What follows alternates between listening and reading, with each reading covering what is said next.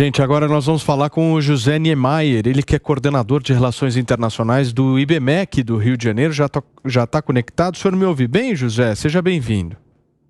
Como vai, Paulo Matias? Prazer estar com você e com os assinantes da Jovem Pan. Prazer é nosso. Desculpe que eu estou um pouco resfriado, né? Eu vim da Amazônia ontem, estava lá 10 dias na Amazônia e peguei o resfriado na Amazônia. Não, fique absolutamente tranquilo. José, como é que você está vendo esse conflito e principalmente os próximos dias aí? O que a gente pode esperar? É sempre muito difícil, Paulo, comentar as questões que envolvem a realidade israelense e palestina, ou israelense do mundo árabe. Mas, no caso, vamos focar mais na questão palestina e mais ainda na questão do Hamas. Todos aqui estão colocando como variáveis diferentes e eu acho que a gente pode partir desse princípio. O Hamas tem uma agenda, mesmo fazendo parte da autoridade palestina, que não é necessariamente a mesma agenda do Fatah, que é o grupo que controla a Cisjordânia, que é a outra região da autoridade palestina, além de Jerusalém Oriental, né? Jerusalém Oriental. Estou um pouco rouco, desculpe. Então, a questão do Hamas, é importante a gente considerar o Hamas como algo muito específico nessa análise. E também não podemos dizer que todos do Hamas são radicais. Você tem grupos dentro do Hamas que são grupos mais radicais do ponto de vista político, militar, né, estratégico. Já o Fatah é um agrupamento político que conversa mais cooperativo, né? O conflito Israel-Palestina é um conflito antigo, já pode dizer antigo, e com muitas facetas. Uma das facetas é essa, a questão dos grupos radicais, menos radicais ligados à autoridade palestina. Outro ponto fundamental é dos grupos radicais também dentro da política israelense, os grupos que fazem uma conversa mais próxima com o mundo árabe. Tem a questão econômica, na região da faixa de Gaza é muito pobre, a Cisjordânia ainda tem alguns recursos, mas precisaria ter mais cooperação econômica entre Israel e ambas as regiões e também com o mundo árabe. Isso tudo é o que a gente gostaria, né? A questão da economia é sempre importante, do comércio, o multilateralismo naquela região seria muito importante, mas é muito difícil Israel conseguir construir linhas de comércio com o mundo árabe. Israel é visto como inimigo pelos países árabes, e aí tem uma outra variável, que é a geopolítica.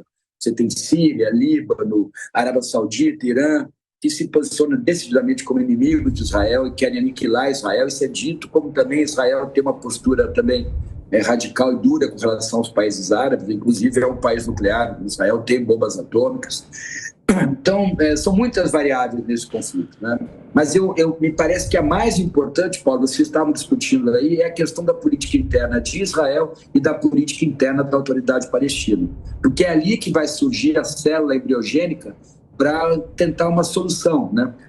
Não só religiosa, mas uma solução política, uma solução econômica. Solução religiosa, até dou um passo atrás, é muito difícil, porque a religião é algo que você não consegue flexibilizar. Você acredita naquela religião e a segue. Mas na questão econômica, na questão diplomática, na questão político-institucional, estratégico-militar, era possível você ter mais conversa, mais cooperação, se esses países não se vissem como inimigos um do outro, né? Israel se vê como inimigo do mundo árabe e o mundo árabe vê Israel como inimigo.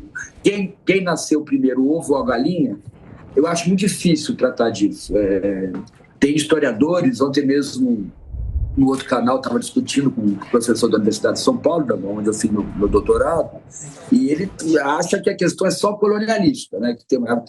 Que deve pautar essa discussão é só a orientação colonialista, questão do povo oprimido palestino, sempre oprimido por Israel. Eu acho que essa pode ser uma das variáveis para se discutir, mas não pode ser só essa, né? Eu acho que você tem a variável conjuntural. Houve um ataque covarde e violento de um grupo radical dentro do Hamas contra a população civil israelense, e esse é um fato conjuntural, que aí a história pode explicar parte, mas só que ele ocorreu ontem, muito grave, né? Antes de ontem, muito grave. E agora também Israel está usando toda a força, e é uma força assimétrica do ponto de vista estratégico militar com o Hamas e com a faixa de Gaza, assimétrica e usando força aérea, o exército.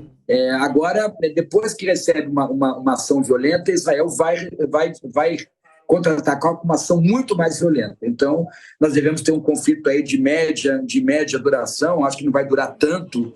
Estão me perguntando muito isso com relação à guerra na Ucrânia. A guerra na Ucrânia é uma guerra diferente, um país muito grande sendo invadido. No caso, é um país pequeno que atacou um país um pouco maior. Então, acho que vai ser um conflito que vai ter alguma intensidade e alguma durabilidade.